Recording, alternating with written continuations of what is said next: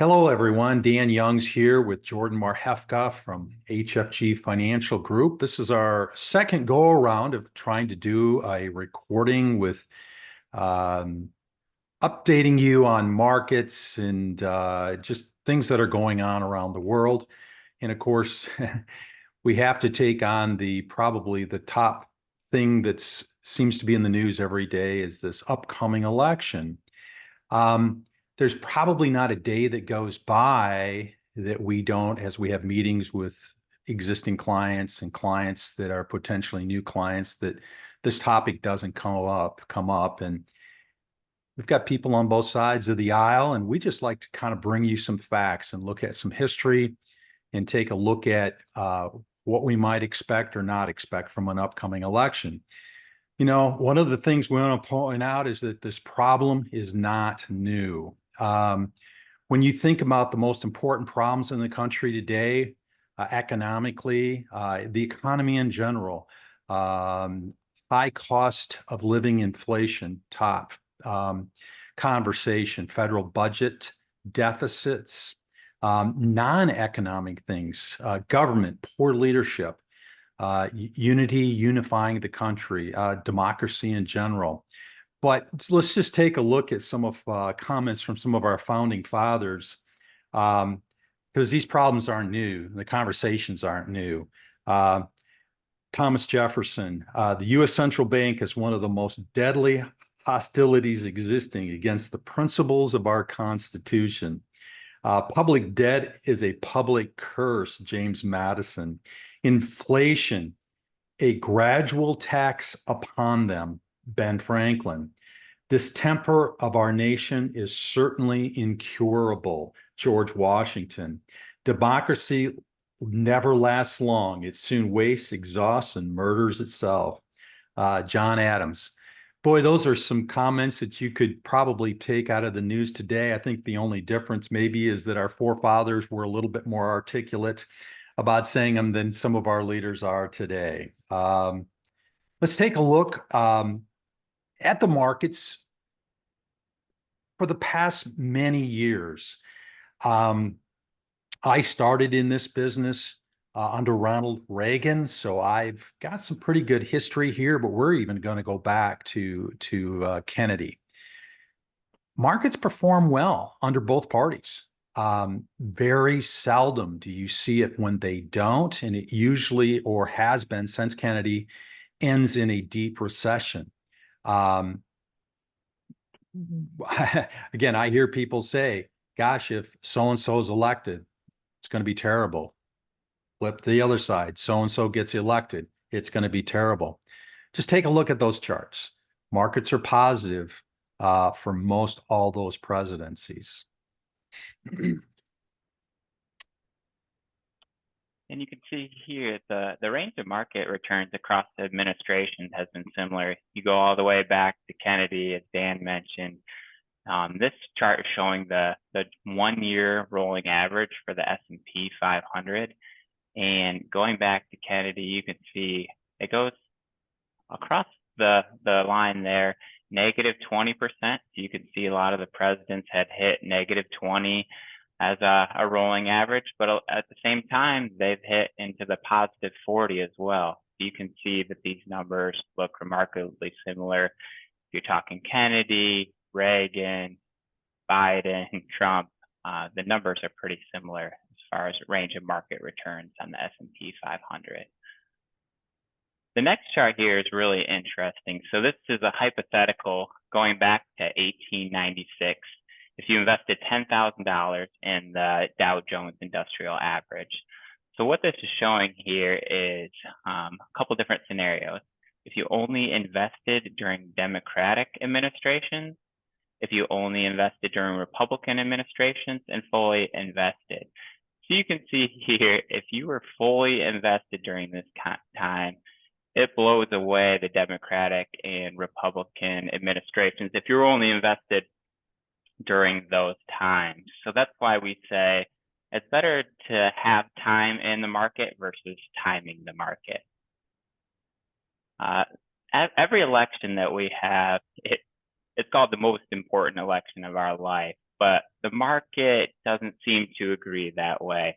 And this is just a chart showing Biden and Trump, how the market has done for the S&P from election day forward. And you can see that it is surprisingly similar both for Trump and Biden. This one really is quite fascinating to me. Political focus sector industry calls. If you take a look, and we have two really distinct different administrations that have been in power, are attempting to come back into power here in our next election. You would think that under Donald Trump, that the oil industry would do fantastic because of his position and the administration's position, and that clean energy might not do so good. But if you take a look at this chart, you can see oil actually had a negative return throughout his first 4 years. The clean energy sector did very well. Now we could flip that right around and we say, okay, the Biden administration comes into power, has a whole different philosophy on this. Oh my goodness, the oil sector is going to do horrible. Clean energy is going to do fantastic, but just the opposite happened. Clean energy as an investment, not so good. Oil industry did quite a bit better. Again, just an example of where maybe being properly allocated, not making emotional decisions on who's in power. This is another thing too, that the U.S. economy isn't radically re-engineered, even under single party rule. So often we hear people say, oh my goodness, if one party's in power in both the House, the Senate, and the White House, they're just going to completely change everything that we're doing. And substantive bills, I had to look that one up, substantial or significant bills, there's just not much that really happens that's radical in change. So you can kind of take a look at this chart. When looking at this chart, you can see that really neither party can claim fiscal responsibility. Going back again all the way to Kennedy, federal spending has outpaced taxes and other revenue that comes in. And you can see consistently here that the interest outlays as a percentage of GDP, you hear that in the news a lot about just how are we going to keep up with the interest on our debt right now. But you can see that it's fluctuated, but it's been somewhere between 1% and 3% of GDP going back to the Kennedy administration here. And you can see currently sit at 1.7% interest outlays as a percentage of GDP under Biden currently. Additionally, we get into monetary policy.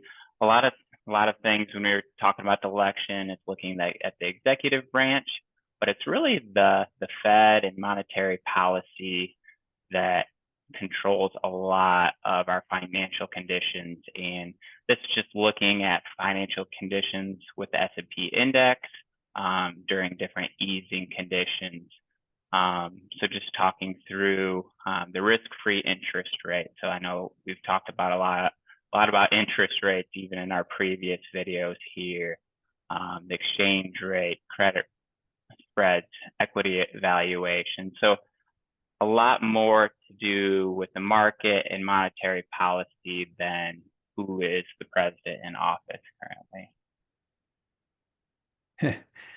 Markets don't care that you don't like who's in power. If you take a look at this top Gallup poll presidential approval rating chart, going all the way back to Kennedy through Biden and Trump and Biden, you can see where popularity, and then you take a look. So the bottom chart shows you the return of the S&P 500 over that period of time. And it's rather interesting that presidents that have an approval rating of between 35 and 50% actually have the best performing markets.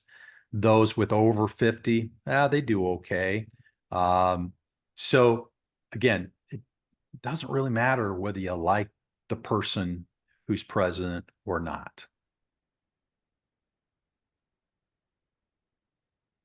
Um, it really comes down to when the administration really started. That's what it does. Uh, we go back and take a look at the Ronald Reagan years versus the Barack Obama years. Both came in to a period of time when the economy was down, stocks were historically cheap. The Federal Reserve had put in place a policy designed to restore health to the economy and in good demographics, something we're not going to address today, but I think in a future video would make sense to do. Under Ronald Reagan, you had 207%, Barack Obama, 234%, probably two really distinctly different administrations and policies. Performance in the markets were very, very close. So when talking about the markets, ingenuity and investment opportunities continued despite who's president. You think of 2023 for an example, the markets did great last year, and a lot of it was due to about 7 companies, and they are the most innovative companies in the world. You think of the Microsofts of the world focusing on a lot of artificial intelligence, or you think of Apple with various phones. I mean, most people have an iPhone or an iPad or something similar. You have Tesla with electric cars. So, I mean, all of those companies help drive the market forward, irrespective of who is president. And we are big believers in free market, and we look to that as time goes on, and we believe that that will continue these opportunities for investments, irrespective of who wins the presidential election coming up. And if you have any questions on this deck or would want to reach out to us and set up a meeting, we'd be glad to do so. Also, feel free to share this video with any friends or family that you may have. You know, Jordan, I think the takeaway we have here is that the key is don't let political emotion drive your investment decisions. Stay fully invested. And again, somebody who's been in the business for a long time, I will have clients say, oh my gosh, so-and-so is getting elected, sell everything and go to cash. The world's coming to an end. The world hasn't. So again, appreciate you all tuning in today. Thanks.